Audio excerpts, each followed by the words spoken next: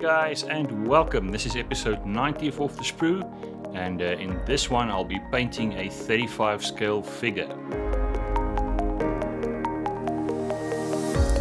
Guys, in the previous video you'll recall that we put some rotors on the Tacom Apache and getting close to finishing that.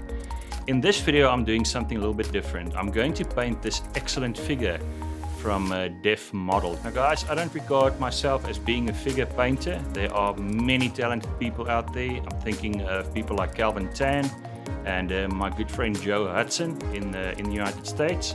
I'm not in their league.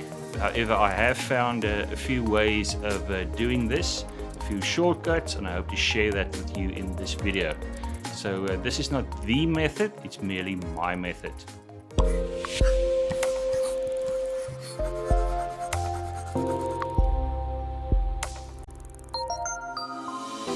If you've been following the series, you'll know that this build is kindly sponsored by Supernova Studio here in South Africa. And the Tacom Apache kit that I'm building is available at a discount if you stick around for the promo code at the end of this video. So let's get started. I'll be painting this excellent resin figure from Def Model. Now this is a 3D printed figure. Really nice detail, guys. This is highly recommended. A female pilot figure, and this will be the pilot of our Tacom Apache. Now, in the box there's of course the resin figure, and as well as some instructions just to be careful with the 3D printed parts.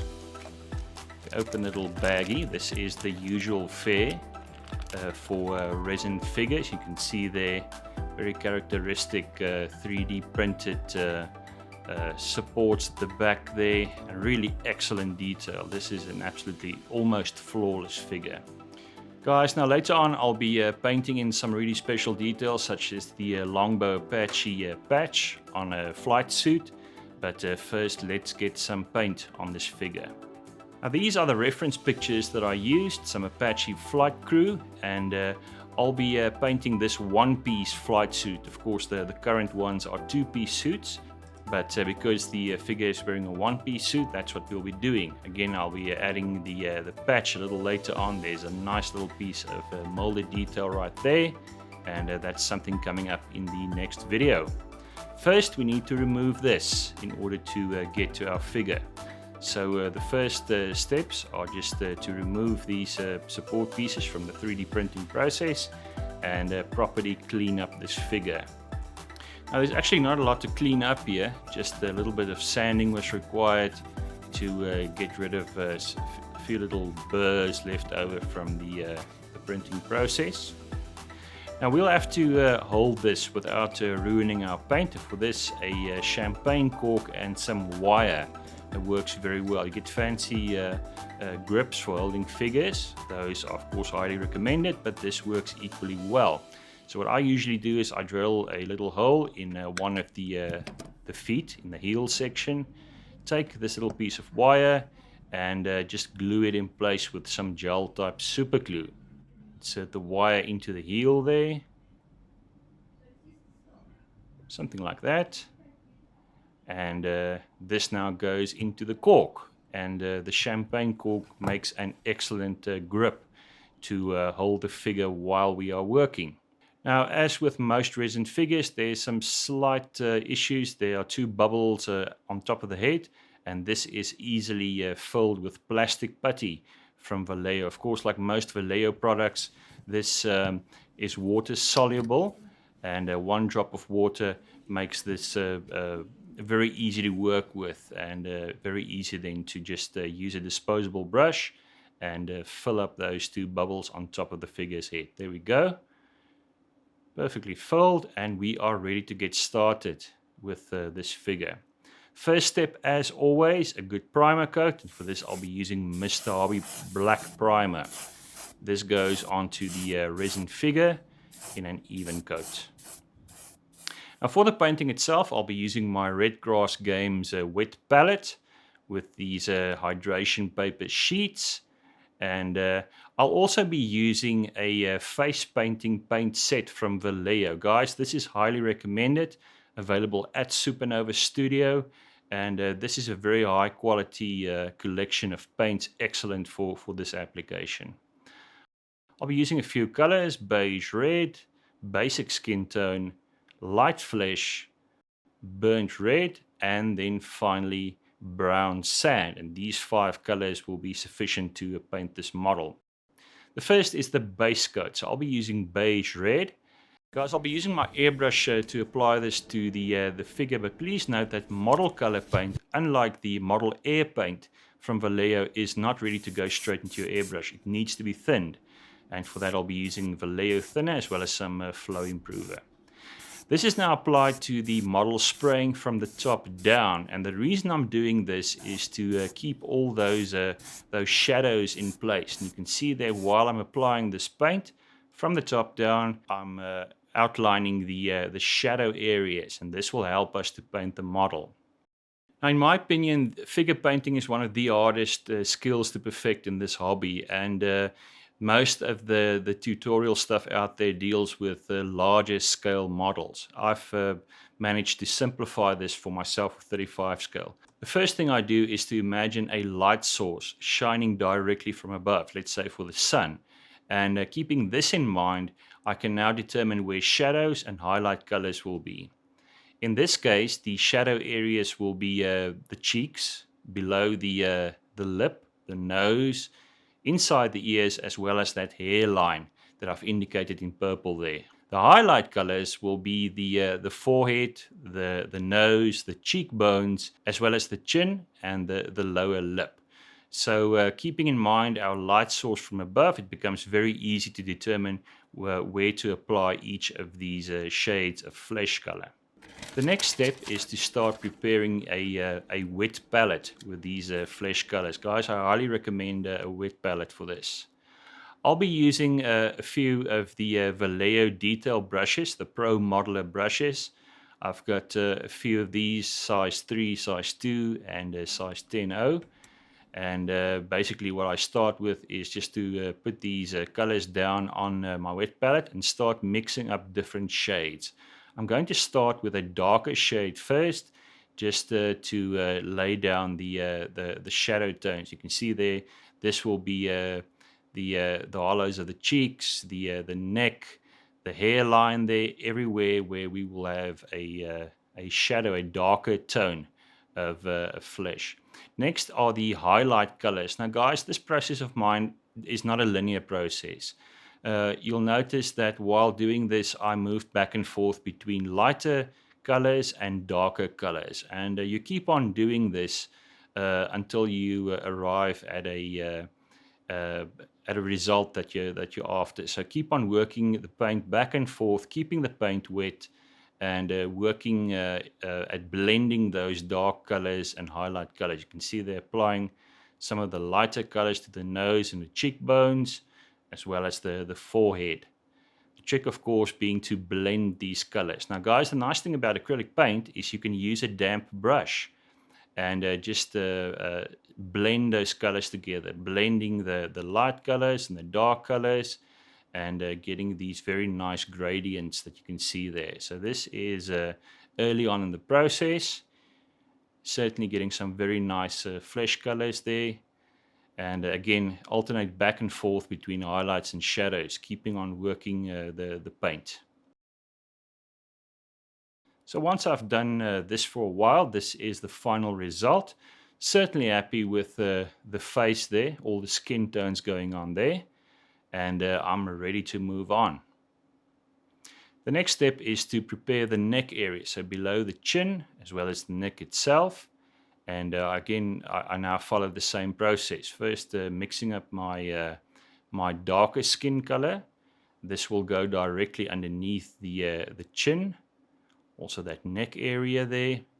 And then the lighter color will be on the sides of the neck. Keep in mind again the sunlight or the light source shining directly from above. And if you keep that in mind, you'll have no trouble painting your figures. You can see there, keeping the paint wet and blending everything in. There you can see I'm applying some highlight color to the nose, the chin, as well as the forehead. Guys, also remember that you have 5 paint brushes on every hand, and you can use that as well to help you to blend the paint. Next are the hands. First a dark skin color in between the fingers, just to differentiate those fingers. And with that done, I can mix a lighter shade, a lighter skin shade, and this will now go on top of each finger. The key here is to blend these paints. Keep on working the highlight and the shadow colors until you have even blended skin tones. Also some highlight color on the ears there, just to differentiate the ears. Now with all the skin tones laid down, time for a shortcut. This is Game Wash, also from Vallejo. And guys, this is like a enamel wash that we would use on aircraft and vehicle models. Only this color is suitable for figures. And this is applied again with a brush, and it will flow into all the recessed detail on that figure. The hairline between the nose, the mouth, the lips, as well as the neck. And I'm setting this aside to dry. Now at some point you'll notice that your detail brushes might start to become a bit worn, and Vallejo Brush Restorer will do a great job of just restoring that tip. And if you do this regularly, you'll get a lot of life out of your detail brush, as you can see there, looking like new again. Next, the base color for the flight suit. After some testing, I decided on Iraqi sand in the model color range.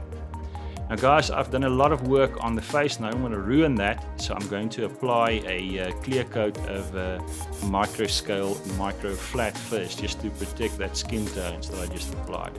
Also, I don't want to get Iraqi sand all over the face, so I'm going to use Vallejo liquid mask just to cover the head and the hands. I'm using a disposable brush as well as a little mixing tray, and the liquid mask will now go into that tray. And this is now simply applied with the disposable brush to the figure's head and hands. I can now apply the flight suit base color again from the top down, just to maintain those shadows. Doing this very gradually, very carefully, and making sure not to kill those shadows. We'll be needing them for the detail painting. So there we go, you can see the shadows are intact. This is now a guide, and we've applied the base color Iraqi sand to our figure.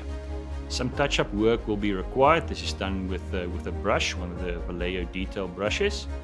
Next, the shadow tones. I'll be mixing Iraqi sand with a darker tan color and going gradually darker and darker depending on the depth of the folds in a uniform. Starting out with a lighter color and then gradually building up the color for that. Again, I've got a shortcut for that, but more on that a little bit later. At this stage I got a little bit bored and I decided let me first do some additional detailing. The painter glasses, sunglasses. For this I'll be using NATO black. Using a 10-0 detail brush. This is carefully applied on those sunglasses. Quite a steady hand, and also desert boots, flight boots. For this I'll be using brown sand from Vallejo model color. Again, keeping the paint wet, keeping it thin, and applying this to the figure with one of my detail brushes. While I had that color, I decided to also apply some to her hair. It's more or less the color that I want, and the same color goes onto her hair. Next, I wanted to paint in the t-shirt. Of course, during the universal camo pattern era, this was gray, and I'll be using neutral gray for that. Very carefully applying that with a detail brush.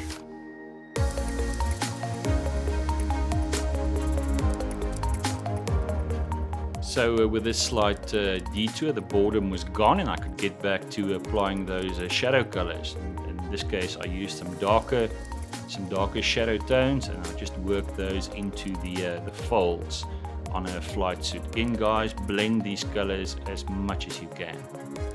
So there we go, certainly happy with that. Our figure is coming along nicely, and I can move on to the next step. I'll be using filters. Now you've seen me use this previously on other figures as well.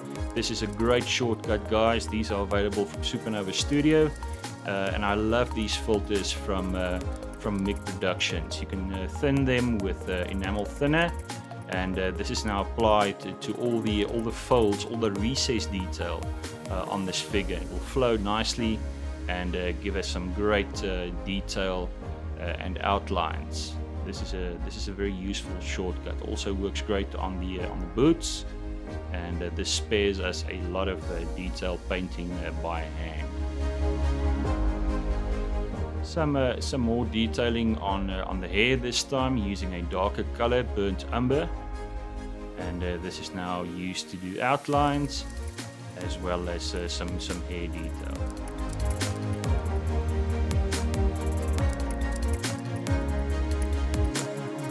At this point I decided that some dry brushing will be in order, so I used Iraqi sand again, the uniform base color, and I carefully dry brushed this onto all the raised detail that is visible on that model. I wanted to enhance the flight suit color, and for this MIG Productions filter works very well, and this is just carefully applied with a brush to the color. You can see that it really makes the color extremely vivid. Guys, so that is the final result. I must admit this really exceeded my expectations, and I'm really happy with this. However, I'm not done with this quite yet. You'll remember that in the beginning of this video I mentioned that I would like to add the Longbow Apache patch to uniform, and that is something that's coming up in the next video, so do join me in video 91 when I'll be adding that detail.